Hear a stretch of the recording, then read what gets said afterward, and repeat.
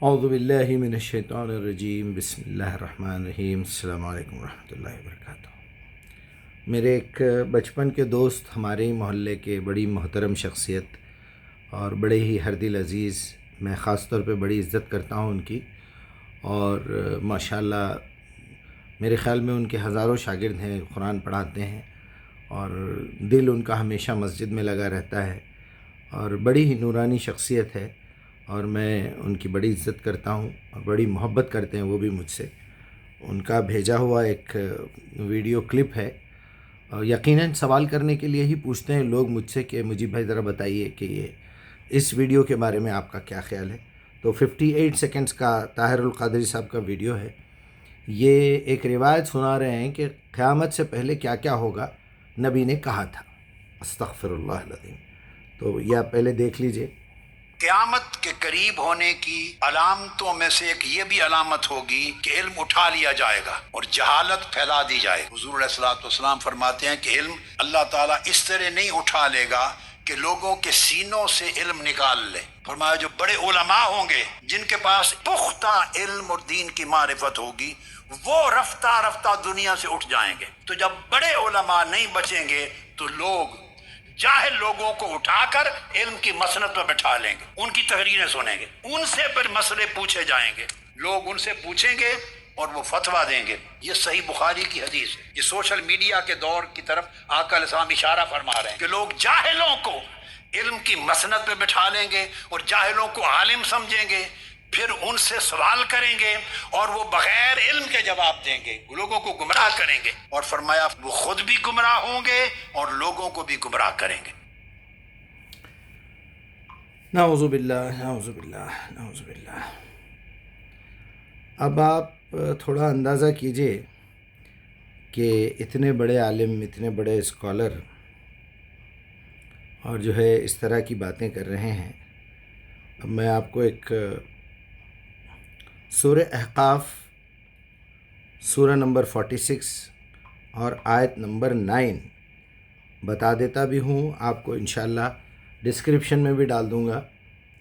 قل ما کنت بدعا من رسولی، قل اے محمد ان لوگوں سے کہہ دو، ما کنت میں تو نہیں ہوں، بدعا ابتدا کرنے والا، من رسولی رسولوں میں سے کوئی نیا رسول نہیں ہوں میں، وما ادری ما یفعل بی مجھے خود نہیں معلوم میرے ساتھ کل کیا ہونے والا ہے، دنیا میں کیا حالات ہونے والے ہیں، قیامت کب آنے والی ہے، مجھے کچھ پتہ نہیں ہے۔ ولا بکم، اس لفظ سے سمجھ میں آتا ہے کہ لوگوں نے یہ سوال کیا تھا کہ قیامت کب آئے گی، ہمارے مرنے کے بعد کیا ہوگا، ہم جنت میں جائیں گے یا دوزخ میں جائیں گے، ہمارے ابو کہاں تھے، یا رسول اللہ آپ کے ابو جنت میں جائیں گے یا دوزخ میں جائیں گے، آپ کی امی کہاں جائیں گی، یہ سوالات ہوئے ہوں گے نا، ہم روایتوں میں بھی پڑھتے ہیں۔ چلیے اب جواب دیکھیے، قل کہہ دیجئے آپ، ان اتبعو میں تو صرف اتباع کرتا ہوں، الا ما یوحی الی سوائے اس کے کہ جو مجھ پر وحی کی جاتی ہے، وما انا الا نذیر مبین میں اس کے علاوہ اور کوئی ذمہ داری نہیں لے سکتا، میں اس کے علاوہ اور کچھ بھی نہیں ہوں کہ میں آپ کو انذار کروں گا، کوشن دوں گا کہ دیکھو یہ کرو گے تو جہنم میں جاؤ گے، نذیر مبین اور وضاحت کے ساتھ بیان کر دوں گا۔ یہاں ترجمہ بھی میں پڑھ دیتا ہوں۔ اے محمد ان سے کہو میں کوئی نیا نرالا رسول تو نہیں ہوں، میں نہیں جانتا کہ کل تمہارے ساتھ کیا ہونا ہے اور میرے ساتھ کیا ہونا ہے، میں تو صرف اس وحی کی پیروی کرتا ہوں جو میرے پاس بھیجی جاتی ہے، اور میں ایک صاف صاف خبردار کر دینے والے کے سوا اور کچھ نہیں ہوں۔ رسول کا کام ہی یہی ہے، بلکہ اگر آپ پوری قرآن کو ایک مہینے کا کورس کر کے روز ایک پارہ 30 منٹس کا سن لیں اور اس بیان کو بھی سنتے رہیں ہر روز، اس بیان کو پہلے لگا لیجئے 58 سیکنڈز کا، یہ طاہر القادری صاحب کا بیان سنیے جو بخاری کا حوالہ دے کے جھوٹ بول رہے ہیں، جو رسول اللہ کا نام لے کے جھوٹ بول رہے ہیں۔ آپ کو معلوم ہے کیا بولنا چاہ رہے ہیں آپ کو سمجھ ہے تھوڑی سی، آپ گمراہ کر رہے ہیں لوگوں کو۔ چلیے ایک شخص آپ کے سامنے ہے، وہ اسلام قبول کرنا چاہتا ہے، آپ کا بیان سنے گا تو کیا سوچے گا، بولے گا طاہر القادری صاحب اب تو علم اٹھا لیا جا رہا ہے، تو پھر میرے مسلمان ہو کے فائدہ کیا ہے، میں تو گمراہی میں رہوں گا، کوئی بھی مولوی مجھے بولے گا کچھ بھی، میں اس کی بات سن کے لگ جاؤں گا اس کے پیچھے. آپ ہی نے کہا ہے، وہ بھی اللہ کے رسول کا نام لے کے، تو میں تو قرآن کو ہاتھ ہی نہیں لگاؤں گا. اس کا مطلب آپ نے بخاری کا نام لے کے، اللہ کے رسول کا نام لے کے ایک ایسی تھرڈ کلاس اور کچرا قسم کی بات کی ہے، اور گمراہی میں ایسا مبتلا کیا ہے امت کو کہ اللہ عالم آپ کے ساتھ کیا ہونے والا ہے. جیسا رسول اللہ نے کہا، مجھے نہیں معلوم تمہارے ساتھ کیا ہونے والا ہے، میرے ساتھ کیا ہونے والا ہے. تم یہ سوالات مجھ سے کیوں کرتے ہو کہ میں مرنے کے بعد جنت میں جاؤں گا یا دوزخ میں جاؤں گا؟ کیا کیا جھوٹ بولا ہے لوگوں نے. میرے سے پہلے بلال داخل ہوں گے، ان کے ہاتھ میں رسی رہے گی، وہ ایسا. ارے بھائی، یہ سارا کچرا نکال کے پھینکو آپ اس قرآن کی آیت کے سامنے. پوری کی پوری باتیں جھوٹی ہیں. کیوں جھوٹ بولتے ہیں یار، کیوں جھوٹ بولتے ہیں؟ اس سے صاف ظاہر ہوتا ہے کہ یا تو آپ آخری درجے کے جاہل آدمی ہیں جس نے قرآن زندگی میں کبھی بھی سمجھ کے نہیں پڑھا، یا ہدایت کے لیے نہیں پڑھا، یا پاکیزگی طہارت کے لیے نہیں پڑھا، تزکیے کے لیے نہیں پڑھا. آپ نے یا تو ثواب کے لیے پڑھا ہے یا لوگوں کو دھوکہ دینے کے لیے پڑھا ہے. یا تو آپ آخری درجے کے جاہل ہیں یا آخری درجے کے ملعون ہیں. اللہ کی لعنت ہے آپ کے اوپر کہ آپ نے قرآن کا سہارا لے کے، نام بتا کے، داڑھی چھوڑ کے، ٹوپی پہن کے، جھبا پہن کے لوگوں کو دھوکہ دینے کا ٹھیکہ اٹھا رکھا ہے. پوری کی پوری قرآن کے خلاف ہے. اللہ بار بار یہ کہہ رہا ہے کہ یہ قیامت تک کے لیے یہ ہدایت ہے، یہ ہدایت ہے، ہدی للناس ہے، من شاء یؤمن من شاء یکفر. آپ کہہ رہے علم اٹھا لیا جائے گا، علماء کو اٹھا لیا جائے گا. اچھا، تو پھر وہ نالائق علماء کیا کرتے رہے جس کو یہ ذمہ داری دی گئی تھی؟ کنتم خیر امۃ اخرجت للناس تأمرون بالمعروف وتنہون عن المنکر وکذلک جعلناکم امۃ وسطا لتکونوا شہداء علی الناس ویکون الرسول علیکم شہیدا. اللہ نے تو قیامت کے دن تک کا حساب بتا دیا آپ کو. آپ کہہ رہے ہیں علم اٹھا لیا جائے گا صرف یہ ثابت کرنے کے لیے، اور یہ جھوٹ بولتے ہیں آپ کہ اللہ کے نبی کا اشارہ سوشل میڈیا کی طرف ہے. آپ یہ ظاہر کرنا چاہ رہے ہیں، آپ یہ بولنا چاہ رہے ہیں. بہت بری بات ہے، بہت بری بات ہے جناب. آپ بہت برا پکڑے جانے والے ہیں. جو حضرات یہ ویڈیو دیکھیں ہیں، آپ یقین مانیے توبہ کیجئے، اللہ سے توبہ کیجئے.